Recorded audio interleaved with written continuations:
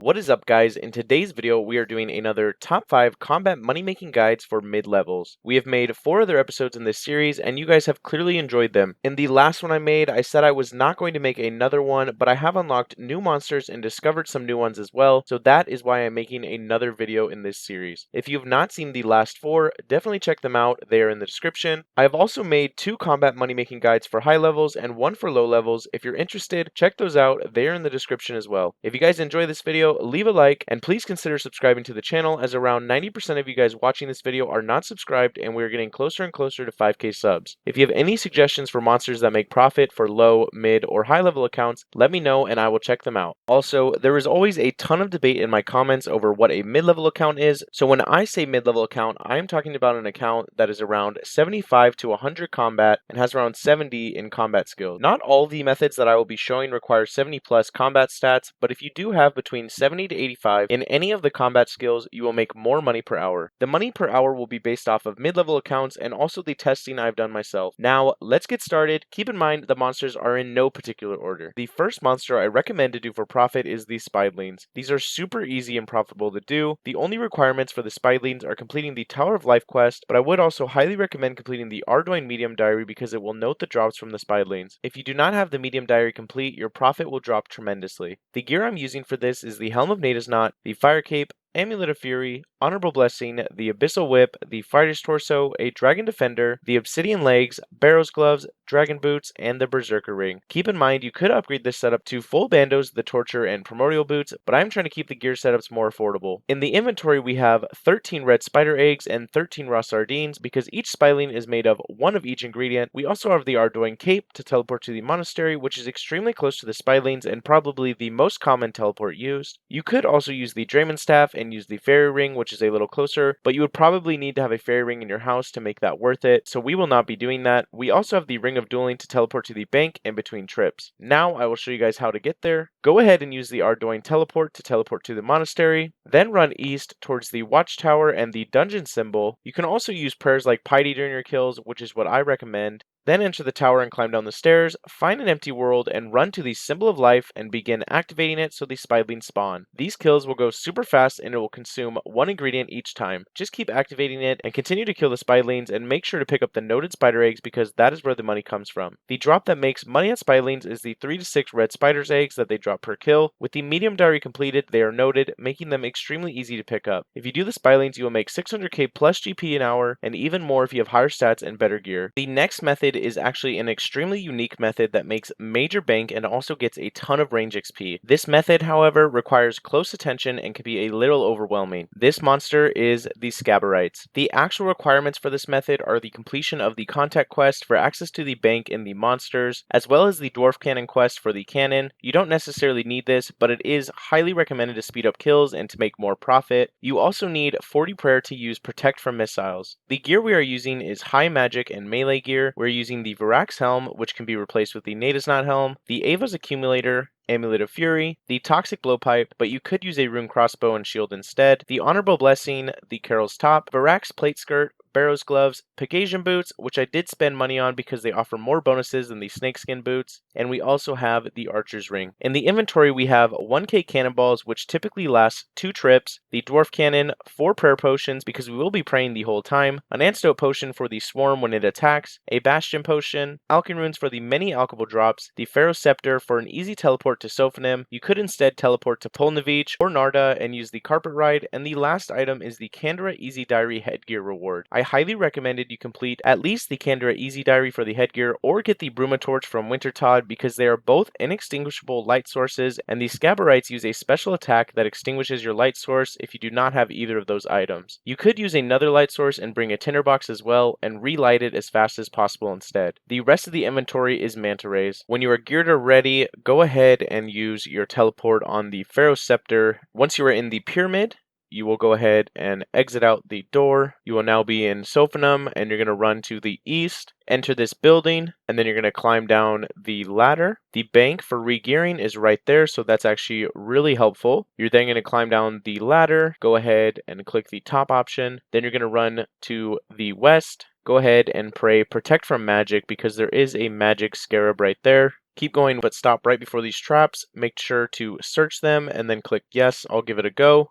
Once you are over them, go ahead and drink your Bastion potion so you're prepared, and make sure your quick prayers are set up to your best ranging prayer. So in this case, mine is Eagle Eye, and then also protect from missiles.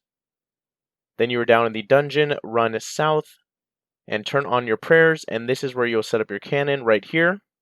And then you will go ahead and start attacking the scarabs. Make sure to target the mages because they will damage you the most. They are the ones in the purple robes. Once you kill them, you can go ahead and kill the darker colored ones because I believe they are melee, and then attack the ranging ones. Make sure to pay attention because your health will randomly drop, so make sure to keep it above around 50 HP and then continue to pick up all the drops. Scaberites are extremely profitable and they drop adamant kite shields, noted battle staffs, rune daggers, rune maces, rune square shields, adamant arrows, blood runes, fire runes, cosmic runes, lava runes, and rune arrows. They also drop herbs. The ones that are worth picking up are the Harlanders, Renars, Irits, Aventos, Quorums, Canatines, Landatimes, Dwarfweeds, as well as seeds like Aventos seed, Canatine seed, and the super profitable Torsal seed and the Snapdragon seed. I would recommend bringing an herb sack or seed box if you have one, as they drop many herbs and seeds. Scaberites also drop noted raw lobsters, coal, raw bass, uncut sapphires, adamant ore, desert goat horns, and mithril bars. Scarabs also drop coin drops of 2 to 3k and bass and lobsters that can be eaten to make your trips last longer. If you do these Scaberites with the ranged method and the cannon, you will make at least 700k GP an hour, but I have seen people make up to 1 mil an hour there. The next monster is the Aberrant Spectres. I have made a video on how much they make on an alt account, so if you are interested in that and want to see it in depth, check it out, it is in the description. The requirements for Aberrant Spectres are 60 Slayer and also 37 Prayer to protect from magic if you do the method I do. The setup I am using is the Slayer helmet because you need either a nose peg or a Slayer helmet to not take constant damage from the Spectres and drain all your stats. We also have the Amulet of Fury, the Fire Cape, an Honorable Blessing, an Abyssal Whip, Monk Robe tops and bottoms, but you could also use Proselyte or Initiate, the Dragon Defender, Dragon Boots, Sparrow's Gloves, and the Berserker Ring. In the inventory we have a Super Attack and Super Strength Potion, 5 Prayer Potions, a 1-step Stamina Potion to run to the Spectres, a Slayer Ring to teleport to the Slayer Tower, but you could also use the Fairy Ring to teleport near it. We also have the Dueling Ring to teleport to Clan Wars to reset our prayers and bank. Also, we have Alchemy Runes for alchemical drops, and the rest of the inventory is Monkfish. The way we get to the Aberrant Spectres is to use the Slayer Ring to teleport to the Mauritania Slayer Tower. You then run around to the east, around the bottom level of the Slayer Tower until you get to these stairs. You could also use the Agility shortcut if you have the right agility level.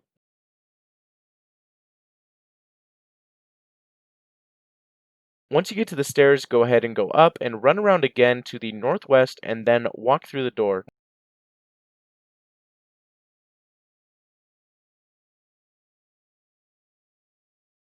Once you walk through the doors, you will be at the Aberrant Spectres, and you then use Protect from Magic, drink your superset, and start attacking the Aberrant Spectres. The drops that make money are the Alchemical Steel Axe, Mithril Kite Shield, Lava Battle Staff, Adamant Plate Legs, Rune Full Helm, and the Mystic Robe Bottom. They also drop a bunch of herbs, and the ones that you should pick up are the Grimy Harlanders, Renar Weeds, Irit Leaves, Aventos, Quorums, Canatines, Lantadimes, and Dwarfweeds, as well as seeds like the Toadflax seeds, Aventos seeds, Latadime seeds, Snapegrass seeds, and the super profitable Snapdragon seeds and Torstal seeds. If you have an herb sack and a seed box, definitely bring them. They will make your inventory not fill up nearly as fast. If you do the Aberrant Spectres with the method that I use, you'll make around 350k GP per hour, which is really good for a lower Slayer level. The next monster is the Tiësto.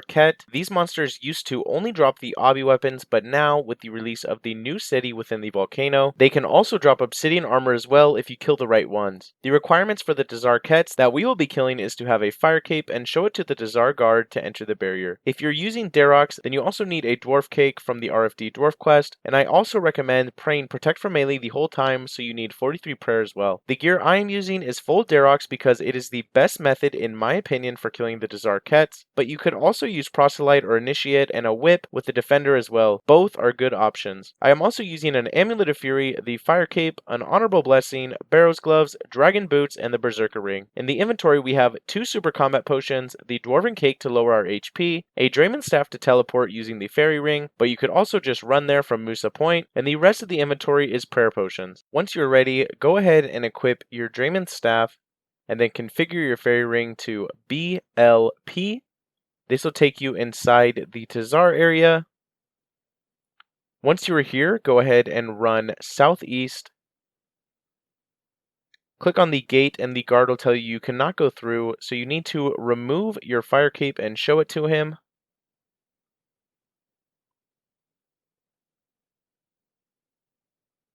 Once you do that, he will grant you access and then you can walk through the barrier. Continue to run around until there is a break in the wall.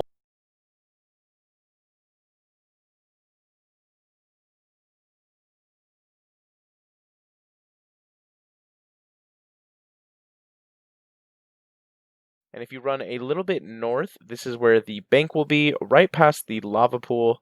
And then once you are ready, you will go ahead and use your Dwarven Cake and lower your HP all the way to 1. And then you will pray from melee, and then you will attack the Tazarkets. They're the bigger ones that are a bright red and are also taller than the rest of them, and they have a shield in hand. You will start attacking them. Since it is a multi-area, you can just attack a few of them and then run them all to one spot, so then you can kind of AFK and attack them. Make sure your prayer is always on so you don't die. The Tazarkets have drops that are decently rare, so this method can either make you bank immediately, or if you have bad RNG, it'll be a little bit slower. The Tazarkets drop the Obby Maul, the Obby Shield, the Obsidian Cape, Obsidian Helmet, Obsidian Plate Body, and the Obsidian Plate Legs. They also drop uncut sapphires, emeralds, rubies, diamonds, and onyx bolt tips, as well as ensouled Tazar heads and Toggle. If you do the Tazarkets, you will make around 300k or more GP an hour depending on your RNG. The final monster that makes money for mid-levels is the Cave Horror. The Cave Horrors require the completion of the Cabin Fever quest and 58 Slayer. Ironically, I have not completed this quest on my alt account because it is becoming a Rune Dragon alt right now, so I do not have time to do that quest. So I will be instead showing you guys how to do them on my main account, but you can definitely do them on mid-level accounts, so don't worry. I have done a video on Cave Horrors when using an alt account, so if you want to see these tested in depth, check that video out in the description. We will be using my main account that has the requirements completed, and the gear we are using is the Helm of Nadasnot, the Fire Cape, the Unholy Blessing, a WitchCon icon because it is required to kill the Cave Horrors, the Carol's Top because they use a maged base melee attack. I'm also using the Bandos Tassets, which can be replaced with Obsidian Plate Legs, the Dragon Defender, the Abyssal Whip, Barrow's Gloves, Primordial Boots, which can be replaced with Dragon Boots, and the Berserker Ring. In the inventory we have 2 Super Combat Potions, one sip Stamina Potion to run there, mostly harmless Teleport Scrolls to get there, a Bruma Torch to enter the cave because you need a light source, Alchemy Runes for alchemical drops, and the rest of the inventory is Monkfish. Once you're ready, go ahead and use your mostly harmless Teleport Scroll, then go ahead and run northwest. We're going to run to that dungeon sign by the water, and then run outside of the gate.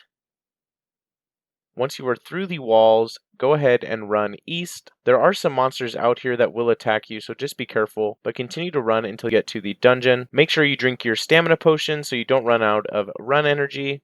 Once you're at the dungeon, go ahead and enter it. Click through the dialogue, clicking yes, I am prepared, because we do have the Bruma Torch, so the cave will be lit up. And then go ahead and run north to the spot I am running towards. This is where a large group of cave horrors are, so go ahead and kill them here. The items that are worth picking up are the Mithril Axe, the Rune Dagger, the Adamant Full Helm, the Mithril Kite Shield, the Black Mask, which is worth 900k GP, Nature Runes, herbs like the Arlanders, Renars, Irits, Aventos, Quarms, Canatimes, Lanatimes, Dwarf Weeds, and also seeds like the Toadflax Seed, Aventos Seed, Canatine Seed, Lanatime Seeds, Snapegrass Seeds, and also the Torstal and Snapdragon Seeds, as well as Limpwort Roots and Noted Teak Logs. In my video where I test out the Cave Horrors on my main, I got extremely lucky with my RNG, and I got multiple Black Mask drops, and I was making over 1 mil an hour in the 3 hours that I tested them. With typical RNG, however, you will make anywhere between 400k to 600k an hour. That brings us to the end of the video. If you guys enjoyed this video or found it helpful, please leave a like, as it seriously helps out the channel, and also consider subscribing to help us reach 5k subs, and also so you can continue to see my content. I hope these mid-level moneymakers with combat help you out in the future, and if you have any suggestions for other mid-level, lower level, or high-level monsters that you want to see in future videos, let me know in the comments and I will definitely do them. The support has been unreal lately and the channel is really starting to grow again. I just want to say thank you to you guys for the continued support, and I hope you continue to enjoy my content. If you guys want to join my clan chat Hartblitz, feel free to do so. We're looking for some more active members, and also join the Discord in the description. Thanks guys for watching. Stay tuned for my next video.